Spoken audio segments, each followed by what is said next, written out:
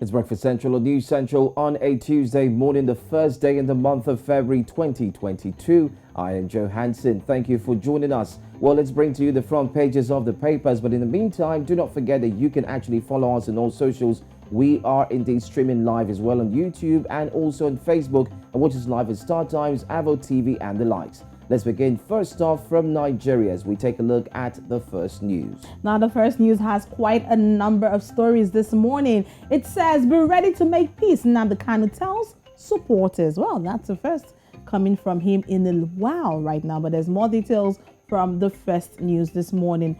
2023, Akwa Ibom PDP divided as Governor Emmanuel anoints, quote unquote, anoints successor. There's more details also from the first news. EFCC drags ex-governor Okorocha to court over alleged 2.9 billion naira fraud. Same day he declares presidential ambition.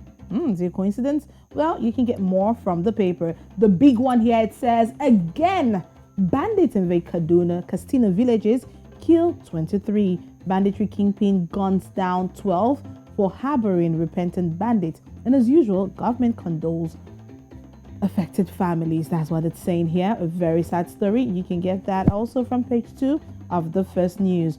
OAU lecturers protest unpaid allowance. Begin strike. This is from the educational sector. All the way from the first news in Nigeria, let's delve into the Newsday newspaper. Or better still, let's go to Daily Nation. And on Daily Nation, let's find out what we have on Daily Nation. Going straight to Kenya. All right, that's what we're going to. And you can see it there on the front page. It says, big names on Azimio train. Big names on Azimio train. That's what you have on the Daily Nation right now.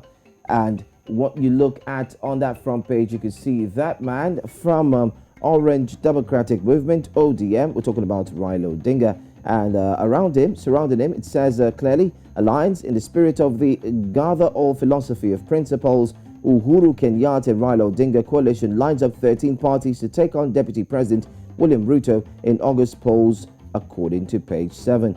Find out that story and more. Don't forget, it's all about the big elections coming forward, and that will be on August the 7th. And everyone is also talking about it. You can see some of the names, the candidates, and possibly those who will definitely join up as Deputy President. Well, go learn some more when you pick up a paper known as Daily Nation. Besides that, at the top right there, it says, Tabitha, why I chose Ruto over Raila.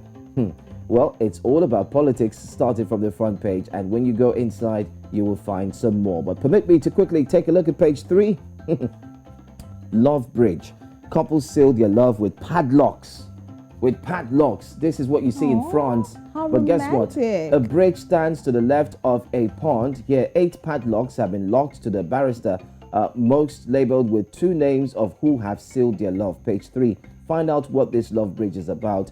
I'm sure you will understand. And lastly, former NSSF boss fined 2.4 billion shillings for shares scandal. You'll find that story there. It's just at the bottom right, not too far. And you can read some more while he's been fined. Chief Magistrate Lawrence has actually fined him that amount, which is 2.4 billion. Well, that's all I can take on the front page of the Daily Nation. Well, I'm just all shades of blushes this morning from that story in Kenya. But let's head on to Uganda now. We're looking at the Daily Monitor. It says a historic day for Uganda oil sector. And there's an investment deal. Now, the government and oil companies are expected to ink the final investment decision today, 15 years after the country announced it had commercially viable oil deposit. This is on pages 2 and 3 of the Daily Monitor. You can see this infographic here talking about the 21 trillion shillings contract, also looking at the 13 trillion shilling contract and 14,000 employment prospects. That's what it's saying right here from the Daily Monitor. Now, Rwanda restricts border travels. Now, just yesterday, they were quite excited because of the fact that Rwanda had reopened its border with Uganda after close to 3 years of closure. But there's more details from the Daily Monitor this morning. And the last one here, government to overhaul education system. That's on page 6 from the Daily Monitor. All right, leaving the Daily Monitor now. Let's come back to West Africa this time. Let's take a look at another front page. And this time we're looking at the Punch newspaper.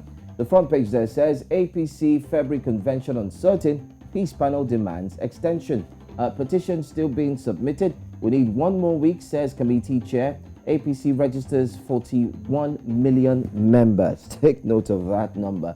41 in a country where we're about over 200 million. But 41 million members.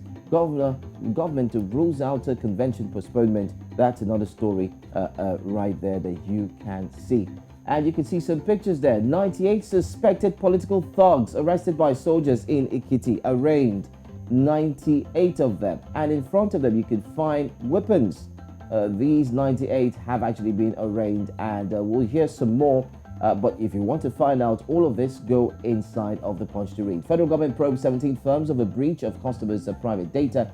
Hikes fined. That story is also there inside of the Punch, page 21. Malami to decide Electoral Act Bill. National Assembly transmits document to Buhari. That's another one that you might want to read. So many stories to read inside of the Punch. But that will do it for us here on the front pages of the papers this very morning on Breakfast Central. Well, let's quickly move on as we bring to you our top stories coming up next.